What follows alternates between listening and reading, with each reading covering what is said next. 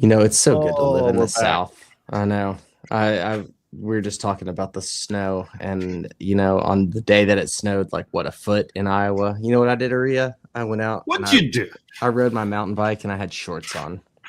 Dude, I was so jealous watching that picture. I know, dude. Looking at that picture that you sent. I'm like, look at all those mountain bikes, not a lick of snow within 200 miles. Not a bit, not a bit. Oh, did we go live? Oh, What's funny is he probably drove them out there on the truck and took them and set them up nice and and took a picture and then got in the truck and drove away. That's not 90% of my rides. I just throw my Wahoo in the back of my buddy's hip packs and just head home. There you go. Hey, well, everybody, welcome back to the Mixed Surfaces podcast. We got off-season chat today, so not a lot of news, but a lot of fun things happening. So I know some people have dealt with some crazy weather up in the Midwest and the North. So maybe some fat biking and some snow stories that we want to hear about. But love to hear from you guys. Ask us questions, give us suggestions. We're always open to feedback. But we're going to hit a couple things today. But as always, we want to thank our sponsors, Reelin Nutrition. If you're watching live right now, you'll see at the bottom we've got the discount code for 15% off at Reelin Nutrition. Their stuff is good.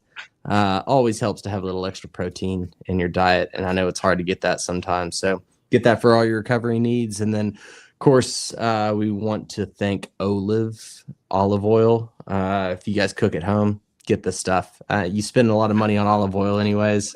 Going ahead and get the good stuff and make sure that it counts. And then, of course, Flat Tire Bike Company, right? Bike shop, bike company. Yeah. And World of Bikes, all our stalwart supporters, keeping Aria's bike up and going, and Jason keeping the people's bikes up and going. So want to thank all of them. But yeah, like I said, guys, we'll put live comments up on stage. If you got good questions, if we think it's good enough, it'll make it on stage. If it's not, try again. But we're deleting that, moving on. Hey, I don't know about World of Bikes, but I'm sure they've got a lot of small business Saturday and Christmas sales. I know we've got some pretty good sales, like 20% off and all the stuff going on. So yeah, come down to the shops and World of Bikes has that going on too. Yeah, for sure. Buy stuff. Dude, it's the best time to be in the shop. Look. Yeah. Go ahead, Aria. No, support the local businesses, That's what I'm saying. Now is the time. The winter and late season is the time to build the relationships with your shop, because you get in, you talk to those guys, you make plans for the spring, and when it comes around to like build that dream bike or get your bike upgraded, they'll know what you like, they'll know what you want, and they'll take good care of you. You want the pro tip? This is the pro tip. You guys ready for it? Get your suspension service now. Yeah. Because if you wait until March, it's going to be 2 weeks. Yeah. You get your shock back. You know the real pro tip? Listen to Jason that you should get your suspension serviced. Yes, that is the other real pro tip. That's true.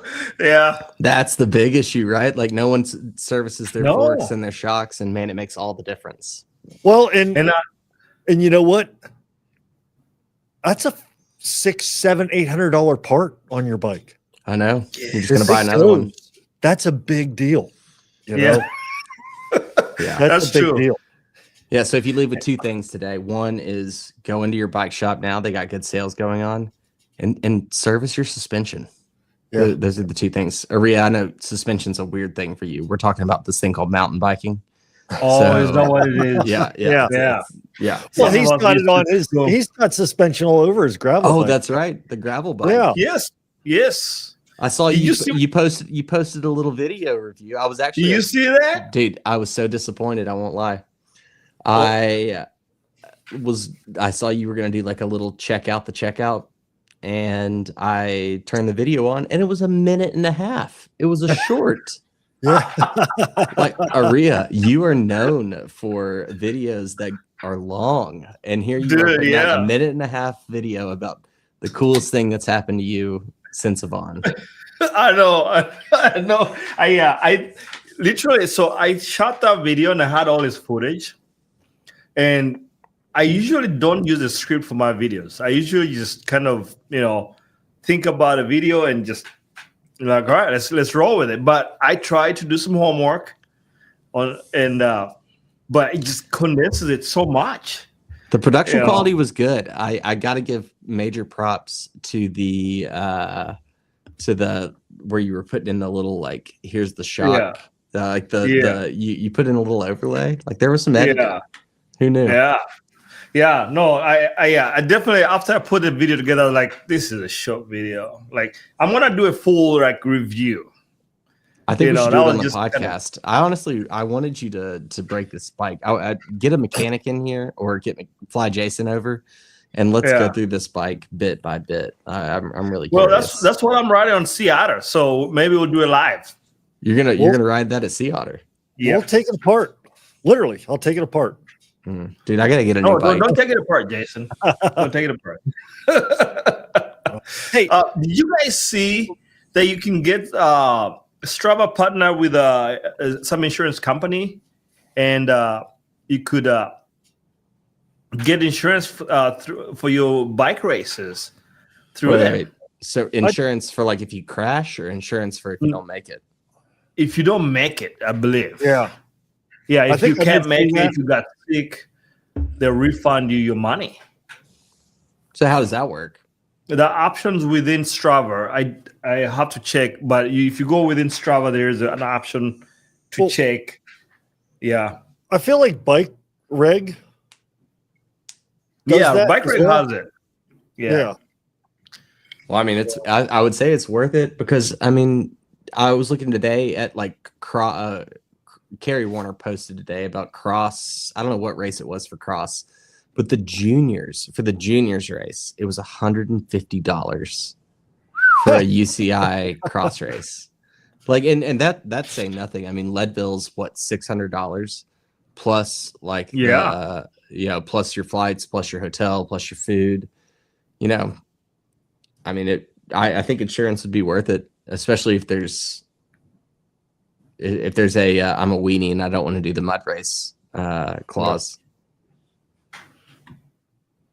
Well, I'm curious as to what that covers. Like, is it just cover, like, the weather turned foul and they canceled the race, or Aria, what does it tell? Or you were in an accident beforehand? No, I think if you just can't make it and you have a valid reason for not making it, somebody's sick or whatever, maybe the event is canceling and they're not returning the money for bad weather, perhaps. They cover that stuff. Yeah. Are you gonna do it? No, probably not. I do the Bike Reg, the bike registration, bikereg.com. I would get it through there. I don't know that I would go through Strava. I'm not a member of Strava either, so I'm not probably eligible. I think if I go ahead. Doing like a big race like Leadville, where you're dropping $500 to $600, then I'll probably will insure. But probably outside of that, I just hope for the best. Do you guys do any, or do you know anyone that does any? There are, like, some of those velo insurances where it's like the crash replacements and, like, bike wrecks and things like that. Have you guys done that before, or do you know anybody that does it? Oh, when I had to get insurance. I had to get, like, air evacuation from a mountain insurance to go to Italy to do that ride. Oh, like, they wanted you to have insurance that if you crashed on the mountain, that you were be able to for the helicopter to fly in and drag your ass out of there. Wait, so did you, like, take out a separate policy, or how did that work? Yeah, I did it was like $100, an extra $100 to make sure that and they offered, there was a policy through them somehow or another.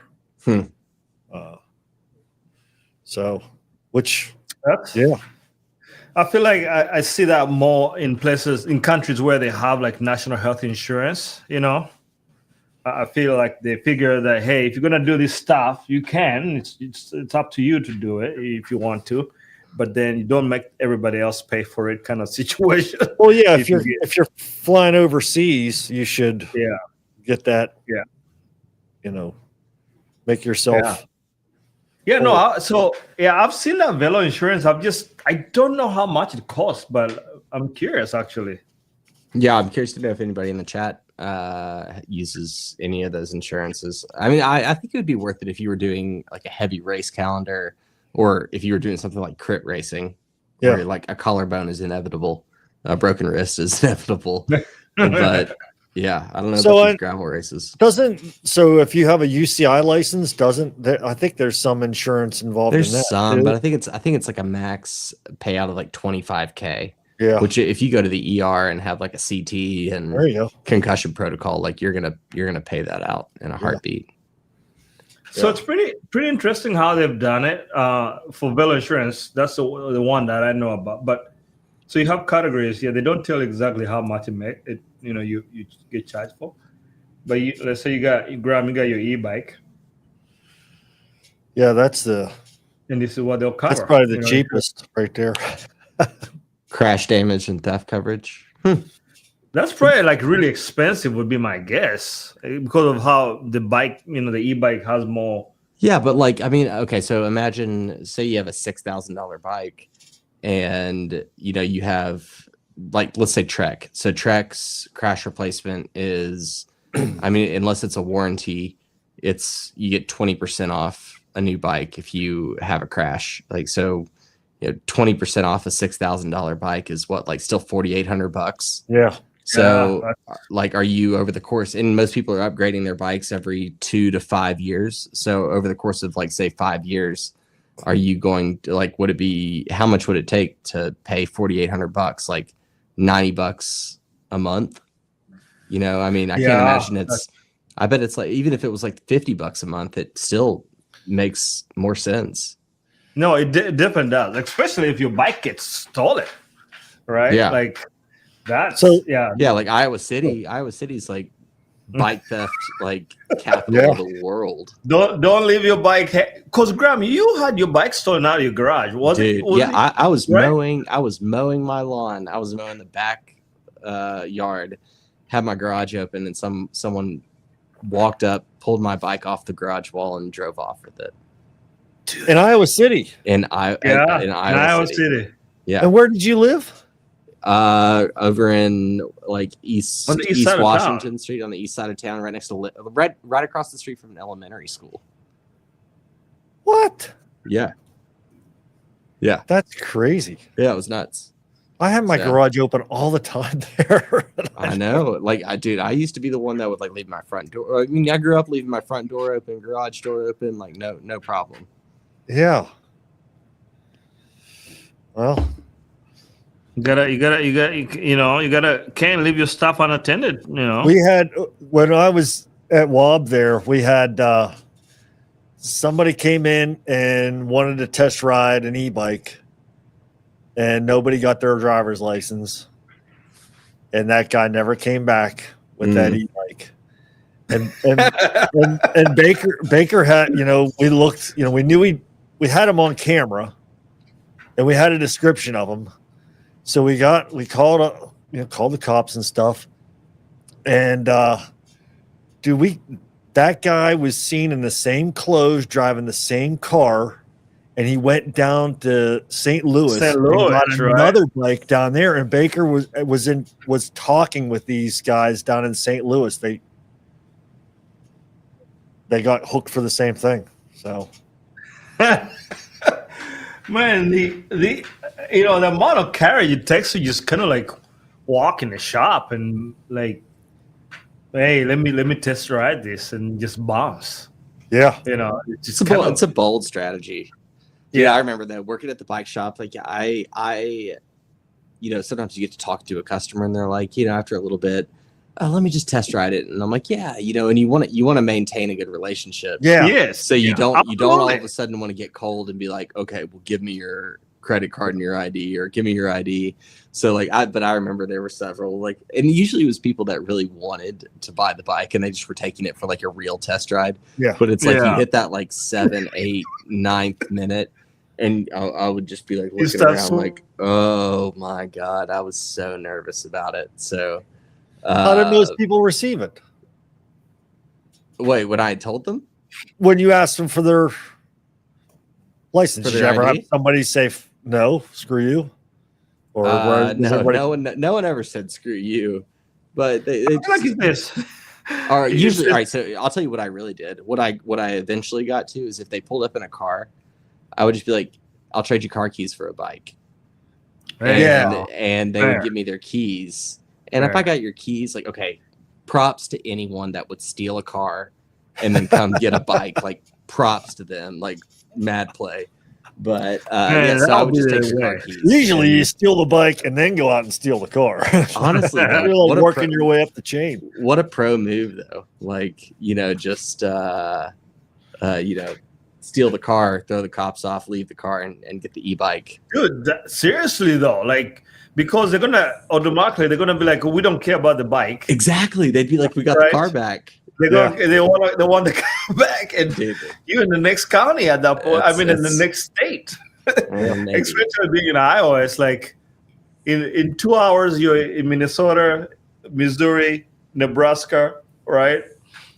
Illinois, you're gone, right? So you gotta Somebody, pay attention. who was it? I forget it.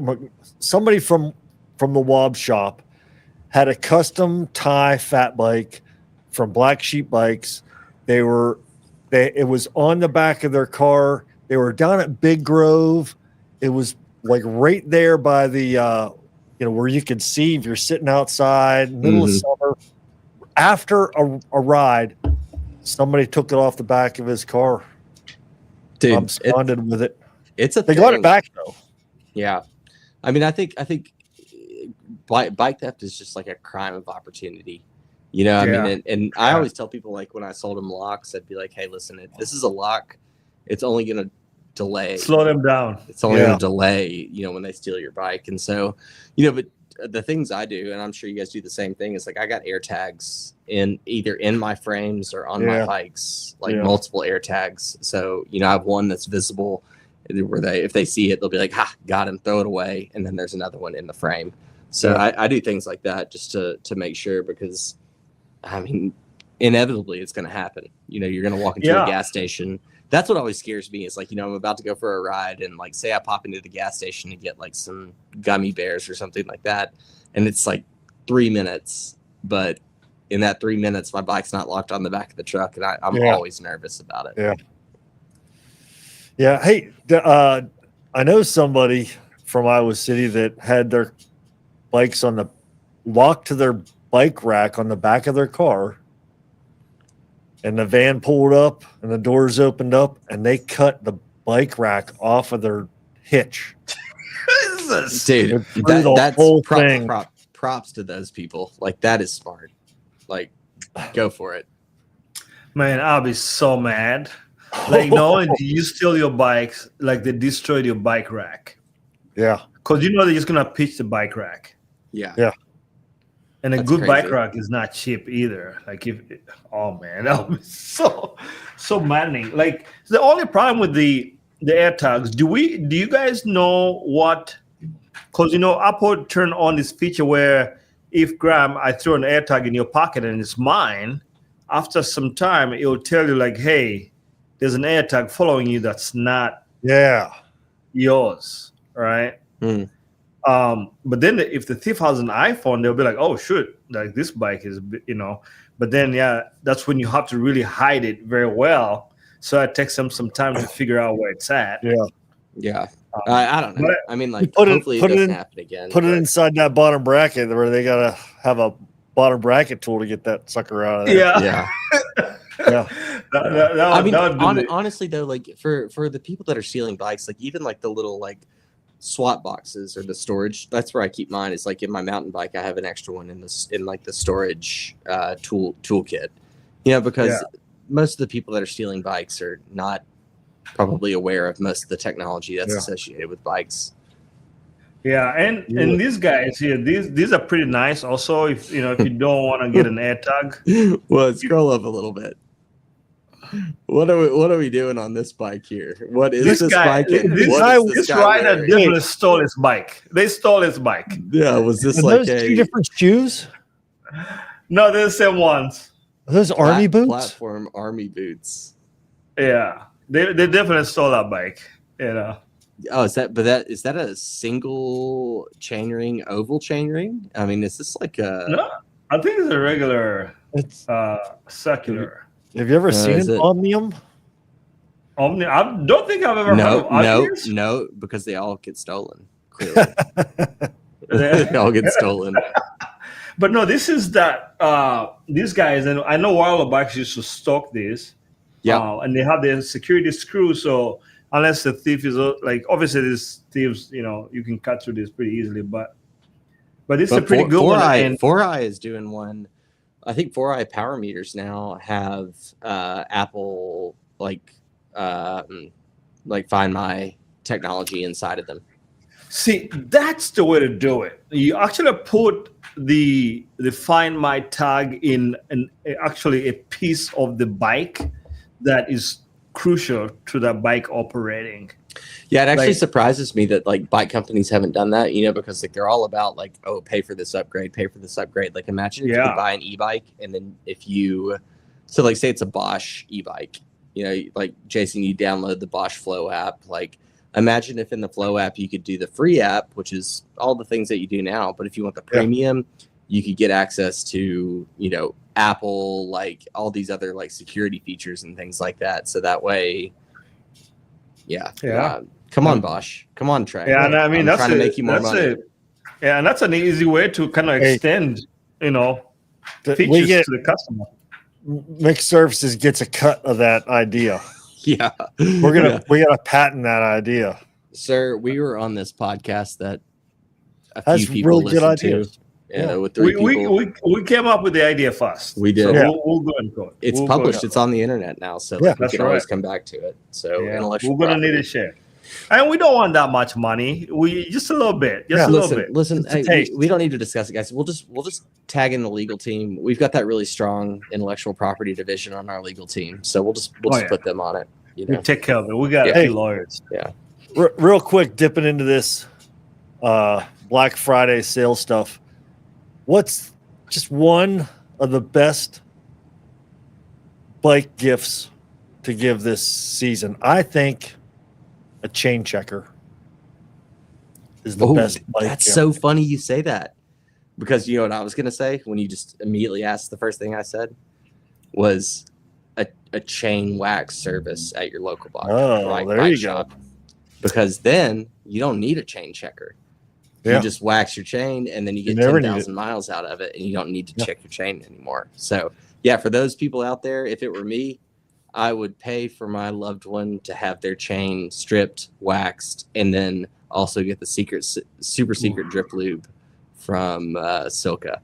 We're not Silka sponsored, but that is not yet. Hopefully, not yet. It's in the works. Oh, the Avalanche. The Avalanche, he's got a good one. Throw that up there. That's a good one. People need to see that, Graham. Yeah, that's a good one. Oh, yeah. So Avalanche is the handheld electric air pumps.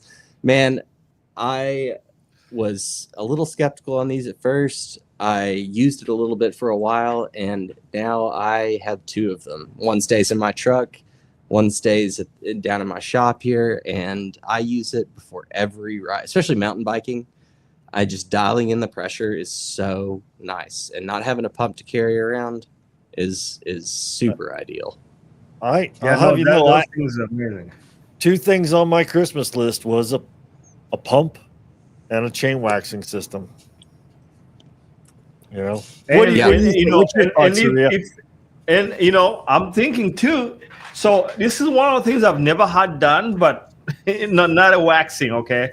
Not the chain wax. Had those. For everyone, Aria has not had his chain waxed. He may have had his chain waxed, but he may have waxed his chain. Yeah. A bike fit. Yeah. So I'm actually, I was talking to my dad. He's had some like neck surgeries and things like that, and so he struggles with comfort on the bike. And we were talking about a bike fit when he was down here for Thanksgiving last week. And I'm under 2 opinions. Like, one is there are apps out there, like, what is it, My Velo Fit or Yep. So, and Yeah. I think those are good, especially if you're checking in, if you're like, improving your flexibility and things like that. I've heard really good things. But I told him, he was like, who would you go get a bike fit from? And I was like, honestly, no one around here.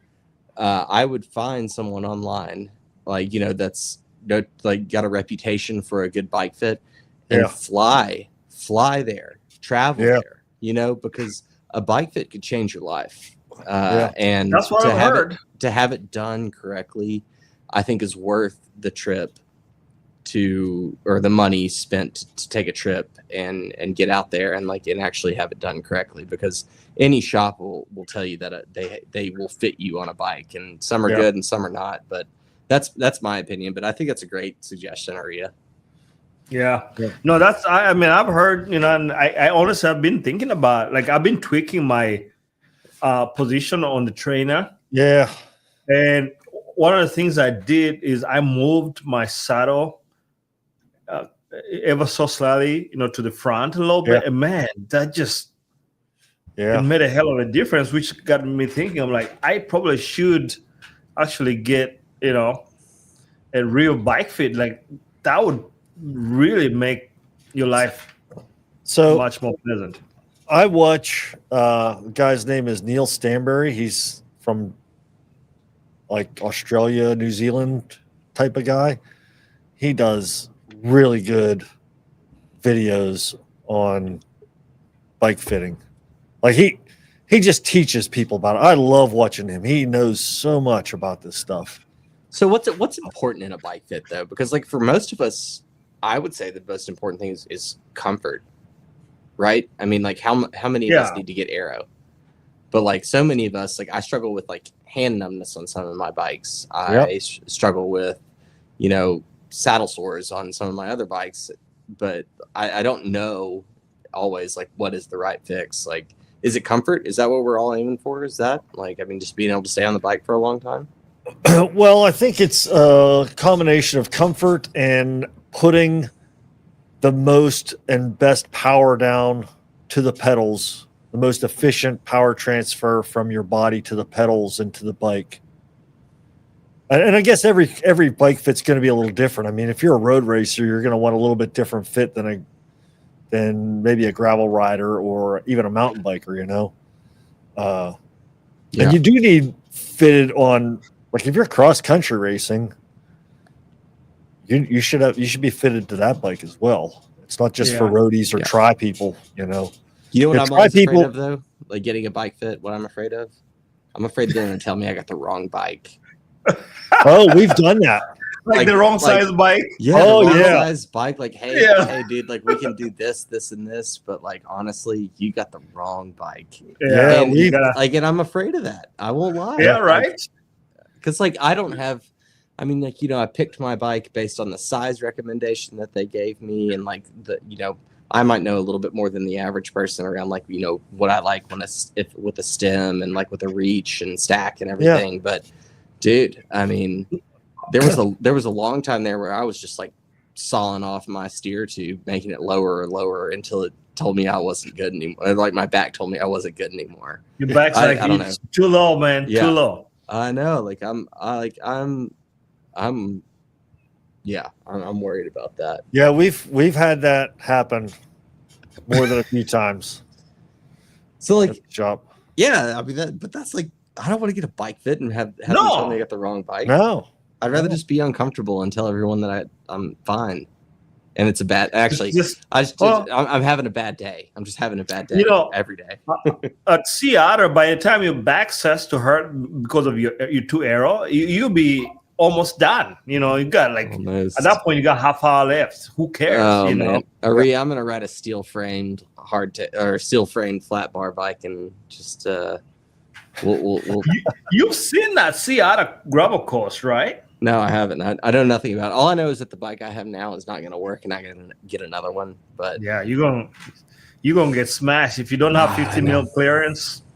I got 42 mil clearance. How's that do? Yeah, you're gonna flat. That's it right there. I don't. Yes, I'm not gonna pass by you right there on the side. I'm not even gonna help you because I'm not a bike mechanic anyway. I'll be like, Grandma, see you later. That's funny how you're going to ride past us. Or are you starting in the back? Yeah, right. Very funny. Okay, so a serious question though. Okay, when you guys are riding your drop bike off road and single track, things get gnarly, right? It gets chunky. You're going downhill minus 14%. You're getting rowdy, but you don't want to slow down because why? Right? Like, that's the meaning of life. Where do you prefer to ride? What's hood or drops? I go to the drops. If it starts getting really steep and rough, I go to the drops. Right? That's what I do because I'm always scared that I might hit a bump or rock that might rattle me, and then my hands will come right off the hood. I've had that happen. That's in my head, So like if I'm down here in drops, I feel like I can fight that bike, but up here I'm like, good night, man. You hit that bump, and it's like, Yeah, try again I've had tomorrow. that happen. And in fact, Uriah, that ride I did, that 100-mile ride I did a couple weeks ago, we were going down some hills pretty fast, and I thought to myself, boy, I kind of wish I had a dropper post. Yeah. Oh. Graham, did you hear that? He broke up for a second. He said something. Yeah. He said something. His internet crashed for a little bit. Whoa. Must have been pretty steep, huh? It was steep and it was rough.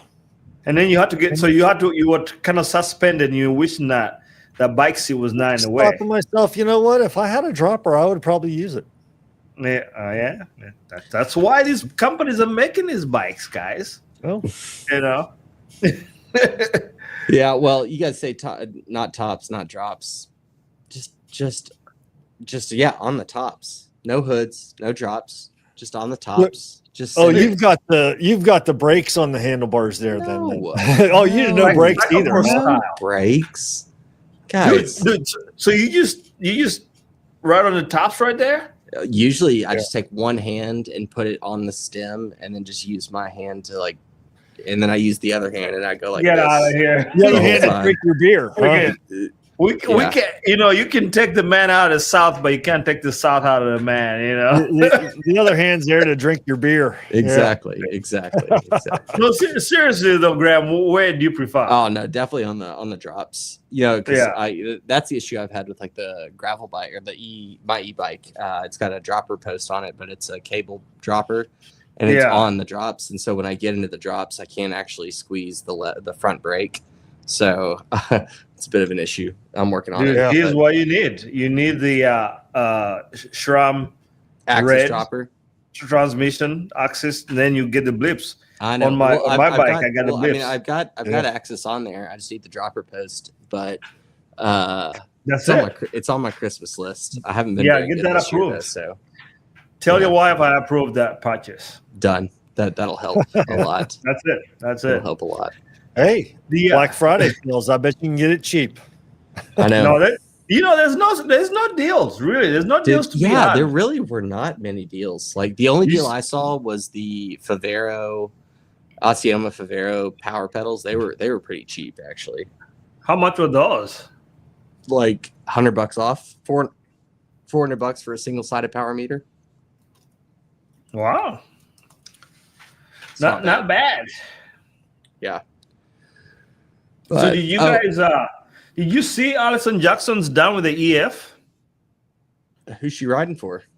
Some French team. She moved to out of Canada. They've been around for 30 years, so I mean they're not a new FDJ.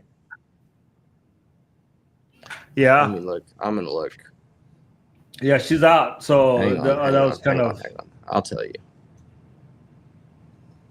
Let's see here. So these are the those are Siama. Let's see if we got a discount. Or is it over? Is the deal over? Do we know? Yeah, it's over. Dude, like not bad for a double-sided. Dude, they're awesome. When you compare to the competitors. Well, I mean, and again, like the nice thing is that you can like change them between bikes, right? Like, so you can put power pedals on every bike. All you have to do is just like set the crank length, zero them out, and you're ready to go. Do we care about single sided? Because I feel like I want to know power from both sides. Nah, You know, I really I want don't to be care. able to, quark is the way to go, though. To be honest. Yes, and do you have a power meter on your gravel bike? No, No. I don't have a dropper. I guess so. It's going to be only just me and Graham sharing our power files after Seattle. I don't have electronic shifting Or a dropper post. Yeah, or a dropper post. I'm going old school. Although I'm not going to say what I'm going to have. Who knows what I'm going to have on the bike next year? I might have all the bells and whistles. I might not. Yeah. Speaking of which, so Jason, I think you sent me that reel about UCI approving 32-inch wheels. Was that real or was that fake? No, it's real. Seriously? Yeah, it's real. I don't get the UCI sometimes. I don't mind it. I mean, like, especially in mountain biking, because, if there's one discipline of like cycling, mountain biking is always innovating. There's always like hidden frames and hidden suspension systems. Like, who cares? 32 inches. Let's do it. Let's get. You're going to ride faster. It's going to be more dangerous. That's true. That's correct, right? Because that's the thing I'm thinking too. I'm like, you just got done because we're talking about how the races are too fast. And let's slow them down. And actually, GCN made a video last week. Maybe they were also talking about how riders are dying during these races, and is the race going too fast? And I thought bike racing is about going as fast as humanly possible. I guess obviously doing it safely is important, right? Go as fast as you can and don't die. That's the thing. Try not. There was what was the whole? There was a whole interview I saw with the Red Bull Rampage stuff. Yeah. How crazy that was this year. Yeah. So, but that's what happens when you try to push the envelope, right? Like, the Rampage guys are a very good example of like extreme that the rest of us can't even comprehend. But that's pro riders. And you know what? I don't think. What are the rules there? There's no rules on what bike you ride and what you jump down and over. Yeah, it's just a free for all. Just gonna sign the waiver. I just know if I took one of those jumps, be a bag of bones at the bottom, and that's it. I will say that when you're on the Rampage, it's just you jumping down the hill. When you're on a road race or a mountain bike race, there's you and sometimes 20 or 30 or 50 or 100 guys around you. One guy wipes out the one guy could take out damn near the whole peloton, on a road race. Sure. All you got to do is crash the right way. Well, especially when you don't have Sagan to jump over the crushed cyclist. Yeah. Yeah. Dude, someone else did that. I think someone else did that last year. It was like one of the Swiss riders. He bunny hopped a person. Just bunny hopped the crush rider. Crazy. Man, that's a baller move. I want someone to take that picture of me in the air there going over like right there. That'll be the end of my career. I'll be like, all right, guys, I'm done. I'm out. I'm out. Oh man. Hey, Aria, I got a user submission of a nice little crash montage. Pull that up if you can, and I think it might be fun to talk through this. One of our good listeners sent us in. We always love to see footage from your races, your crashes, and this one was particularly good. So pull it up for a second because talking about bunny hopping over people. I text it to you. Okay. Let me pull it up. Yeah, that's cool. Don't pull up any of those other pictures I've sent you, but at least those, Okay. I was Jason. Don't worry, I was just modeling our new kit.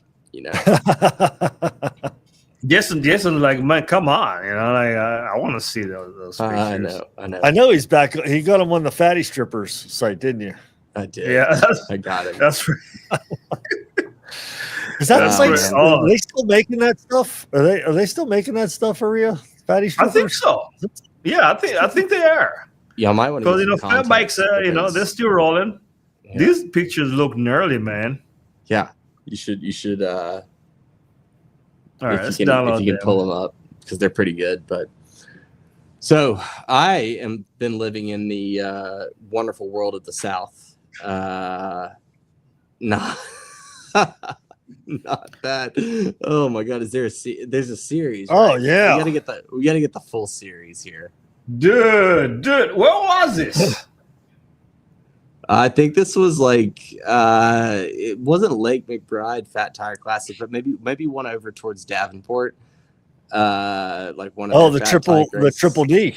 It may have been the Triple D. I'm not going to call the person out on on the live pod, but if they want to comment and give us some context, but I can see the helmet from a mile away, and I know who it is. yeah. Oh well, so I'll just go ahead and put this on stage. Wait, so go to the beginning. Go to the beginning where the setup starts. Oh, if you can. I don't know if they were all in order when I sent them to you, but there we go. That's what we got. That looks like the end. Oh, we're getting closer to it.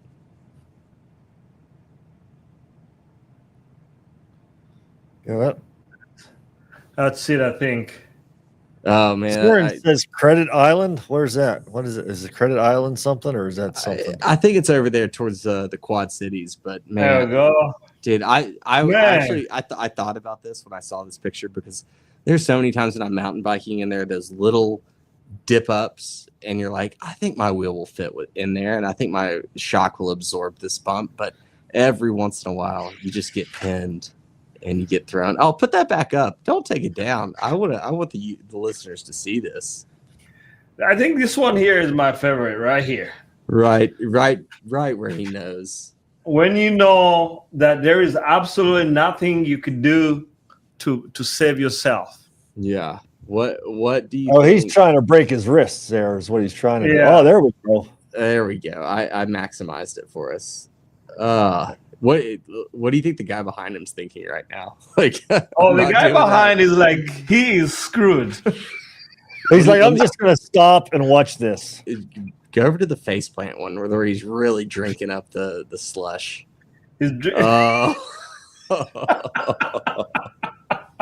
Man, and that's cold and you're wet. It's just cold, like, man.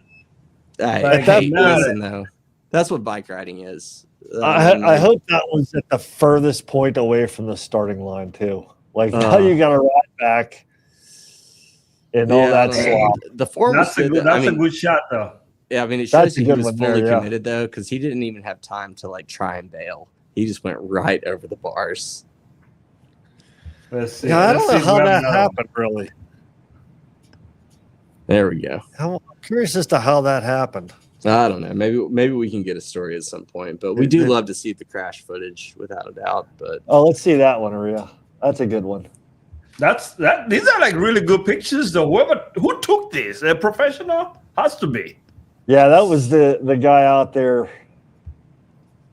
Oh, you can see that's right where it stopped. Where he thought he was rolling over it, and it just stopped.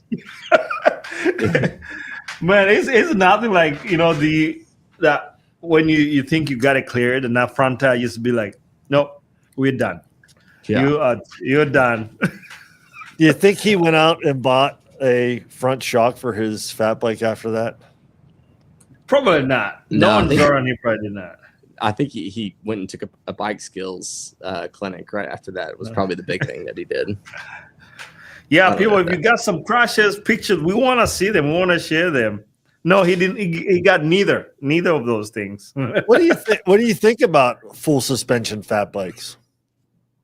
I mean, they were like a thing there for a hot minute, and I don't know. Well, I think the problem is the fat bike with this, 4-inch to 5-inch tires or whatever. It's already there's so much cushion built into those tires that I feel like suspension is just kind of like worthless on that. Do they run? Are there tire inserts for fat tires now?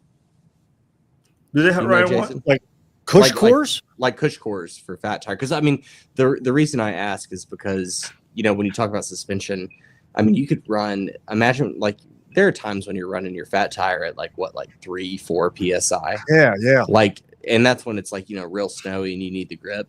But imagine if you're just riding it around on hard stuff, but you could protect your rims and you could run it at like 2-3 psi. You basically have a shock at that point. Yeah, I would be surprised if there wasn't cush cores for them. But yeah, I mean, I feel like the fat bike scene is just kind of, just going downhill. It's I mean, like I Midwest love fat was biking. keeping it. It's only in the Midwest. I mean, maybe up north, Canada. east. Yeah, well, who cares Yeah, about Canada? One of our viewers, Dean, big fan of yours, Graham. By the way, he'll be listening to this podcast. But he just bought a fat bike. He'd never ridden one. He went to his local shop and he tried one out, and he's like, "Hey, he's sold." So he's gonna be doing some night riding up in Canada in the snow. I would like to have a fat bike. I would like to have a fat bike as a gravel bike. Like, and I say gravel around here, which is like, a mix of single track and really chunky stuff. I think it would be because they make the fat bikes so light now. If you get carbon wheels, like the rubber's the heaviest thing there, and it's not really that heavy anymore if you get a thin casing. I think it'd be a sick. You get the aero penalty, but who cares about that? No, I usually hear when I was hardcore. Maybe I'll try to be hardcore again this spring. This week. No, this spring. No, not this week. It's gonna be like 20 degrees, man. But the fat bike would be my early spring ride because the roads are still soft and mucky and all that stuff, and I just enjoy the fat bike way more in that kind of terrain. So I think I like fat bikes too, because like for me, I don't know how most of the listeners are, but when I go ride, the hardest thing for me to do is to not go hard, because I love going fast. It's fun to go fast on a bike. Good. We love to go fast. That's why we're out.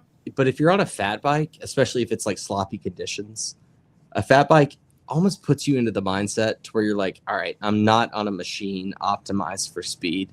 I'm here to like get the miles in. Chill out. Yeah, it's like the fat bike is the one bike I think in the arsenal of bikes that probably like makes you the chillest and happiest. Yeah, maybe not happiest. Yeah, I let Jason borrow my fat bike, for a while there. Yeah, I had that Cannondale of yours, and then I rode the crap out of the bike shop fat bikes.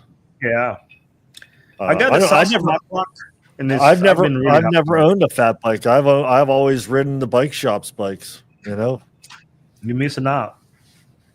Well, you could probably use one over there in PA now. Yeah, I probably could. I'll let Ashley know to get you a shop discount on that one. We did a Black Friday mountain bike ride up on the mountain, and I rode my Pivot, and we had a couple inches of snow. Ooh, a little snow mountain bike ride. Yeah, we had like 20 people, and it was a good time. What, did it rip? The recon races on the Pivot weren't the best tire. Oh my God! A cross country tire, basically. Yeah, the cross country tire was not cutting in the snow, but it worked. I mean, I made it work. I mean, I didn't crash or anything, but I definitely had some sliding and stuff. But yeah, dude, that's where like what the Avalanche is saying here. That's where I would have wanted a fat bike. Like the one time I rode the Lake McBride Fat Tire Classic, there was like no snow on the ground hardly at all. Actually, Core 4 shouting out Core 4, they put up on the Insta me and Zoran riding our cow outfits, so go look at that. It's pretty funny. But is that on their website or something? No, it was on their, I think it was on their story or something like that. But yeah, dude, a fat bike on mountain bike trails, super fun. Yeah, so much fun. Yeah, and that's maybe where I could see like maybe putting like a 120 fork on there, and then having a fat bike tire, and then going and ripping some downhills. Like that could be fun. So, Uria, you've got the Muckluck. Yeah. And Yvonne has she's riding the 10. She got the 907. 907. Okay. Yeah. Have you ever heard of that? Is that the Trek? Like cargo-ish? Oh, what is it? Oh, this is like the one of those cart forward bikes. Let me see if I can find it. And 907. And those are both 26-inch rim wheels. Yeah. I do want to. I And- have Kekitos on mine, but I want some carbon rims on mine. But I don't ride my bike enough. So, what's your thought on the 27.5 wheel for a fat bike? Because that was the Bear Grease Yeah, that we had at the shop, and I kind of like that Bear Grease. I think that's a better bike than the Maclock. I feel like I feel like a it's definitely more 27.5 racing. a 27.5 is going to be a more versatile bike. Like if you're riding only in like deep snow, you're going to be like, fat. Like a 26 makes sense to give yourself the volume. But if you're going to be doing like a little bit of mixed surfaces, no mixed pun intended, surfaces. mixed surfaces. You know what you There's did? a I see plug. what you did there. Yeah, like a 27.5 makes a lot of sense, right? Like because then you can actually get it to roll over some stuff. Yeah. What about the new? What is it? The new? What's the Surly Moonlander? That's Moonlander. like Oh my! a little bit that extra bike. long, and it's got like 6-inch tires. wide. Yeah. Yeah. I mean, if I'm Have you seen one of those? the shop brought one, or World of Bikes brought one in. I feel like right before I left. Yeah. And Yeah. I mean, yeah. If I'm going out and like, killing a deer with my bow and arrow and skinning it, and then I'll stretch it out across that Moonlander and ride it home. But that. yeah, I don't know about that. So Trek doesn't make a fat bike anymore. Oh, I they don't not? think so. Right? Let me Yeah, check. They don't make Holy the cow. Farley anymore, right? Yeah, actually, I've not seen a new Farley. I don't know if Giant or Specialized. I don't think they make fat bikes, do they? Specialized, no. Giant, Yeah. No, I don't think Giant does either. Oh, look at that, Graham! They have your bike. There you go, right there. What is that? That's the Farley with suspension up. That looks kind of nice, guys. Is that current? It's on their website right now. So all I would do different is I'd put drop bars on that and make Yeah. it fun. I'm not Dude, joking. Two Dude, I think grand.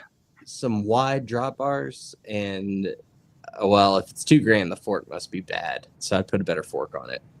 Yeah. But And I don't think it's carbon either. I see some welds. Oh, I yeah, see that's some welds. definitely. yeah, Yeah, there's welds there. It's not a.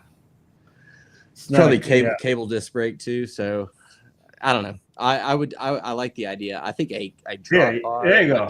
a drop bar carbon fat bike with like 100 or 120 mil fork would be a weapon most places.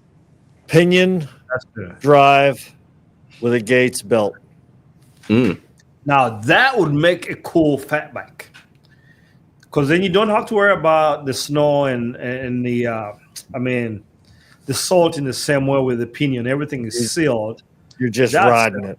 Yeah, a free maintenance there. I dig that. I dig that for sure. The okay, cool. Yeah, I think Yeah, I was we wondering covered it. about that. Yeah, Farley what bike. did you find about the Allison Jackson's future home? Yeah, I got to do some research, but the team that she is on is Looks like Saint Michel Preference Home Albert 93 Women's Elite. So they're a pro women's road team. So they're not a world tour team, which is interesting because 30 years, it says. Yeah, it's just odd that Allison Jackson would drop off of, because she was like the star, or not the star maybe, but like one of the big names of EF. So They kind of dropped makes me her. wonder why she would. They let her dropped go. her. They let her go. Yeah. Ooh, think she's gonna get busted Yeah. for doping? You think so? I mean, why would you drop her? She's good. God. She was like She's good. like Yeah. biennial Canadian champion, like always up there in Paris-Roubaix, like has a big social media empire. You know, the kind of rider you need.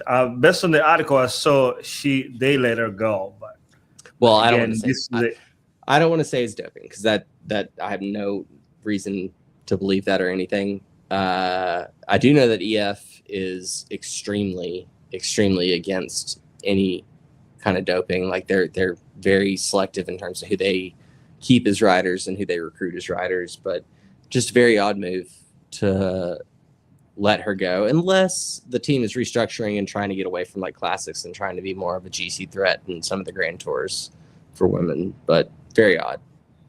It's weird that they haven't called me since I don't dope and I'm just as fast. That they haven't given me that contract, you know, so I can go rip some legs in the World Tour, you know. Yeah, right. You definitely would. You definitely would. Oh, you know? Guys, what else we got? Bimiam Gamrai changed. Yes, that guy. He shot himself with the freaking wine cock in the freaking eye. Remember? Oh, that was so sad. Champagne. Yeah, that was so sad. Yeah, dude, that would be my luck, man. You get on the biggest stage of your life, shoot yourself in the eye, and then you just shoot yourself, and that's all people remember. You know? Hey, no, I don't remember. He's unforgettable. No, dude, he was the first Black African to win a Tour de France stage. That was his stage. Yes. Like, yeah, I do remember that. Yeah, it's super cool.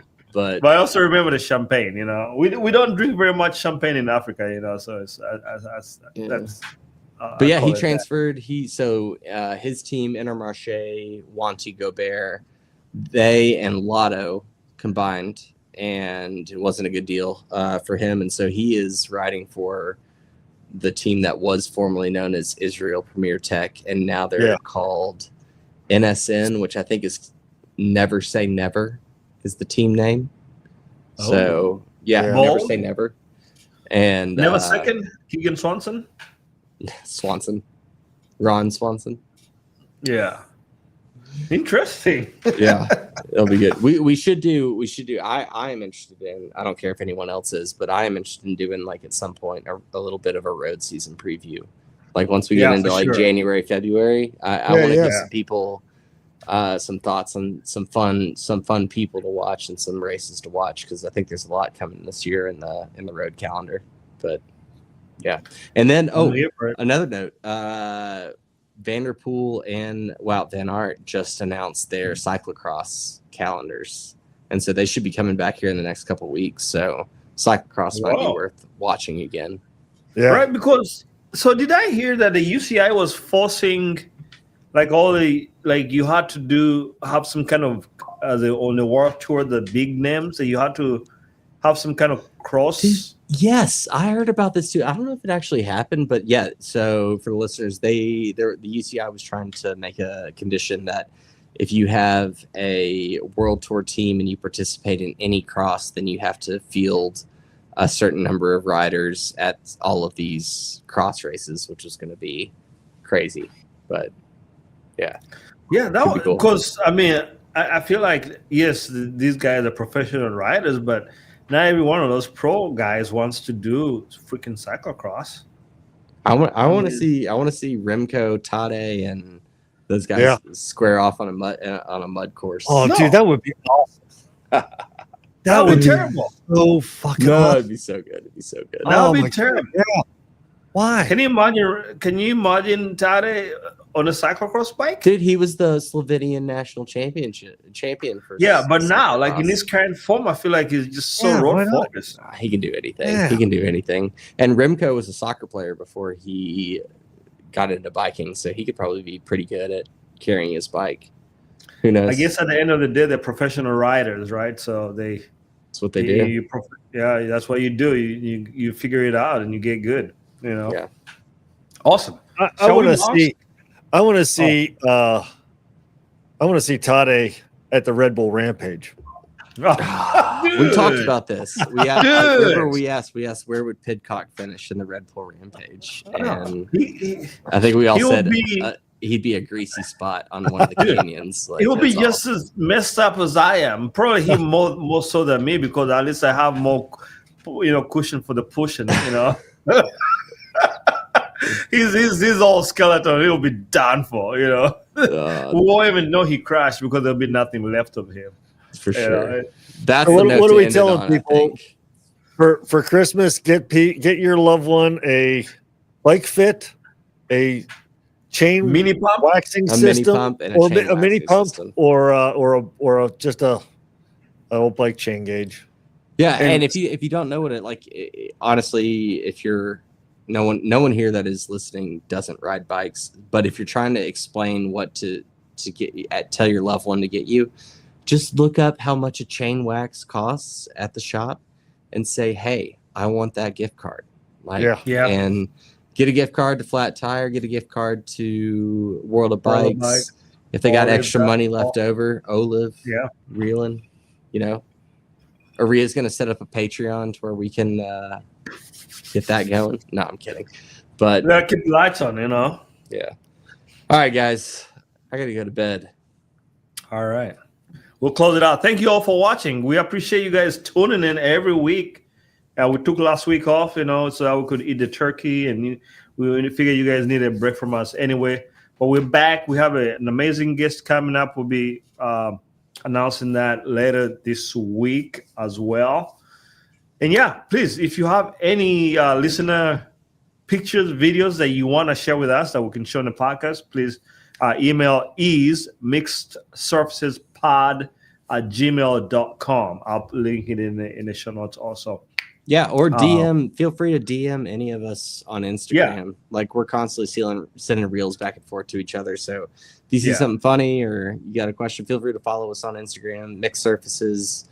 All of our Instagrams are tagged in those, so feel free to hit us up. But we love to talk to you guys and appreciate the feedback. Yeah. Don't be shy. Reach out, please. And we'll link all our Instagram handles. So if you've got a question, we'll take care of you. All right. Until next time. Peace. Cool. See you guys. Happy Thanksgiving. It's over, Jason.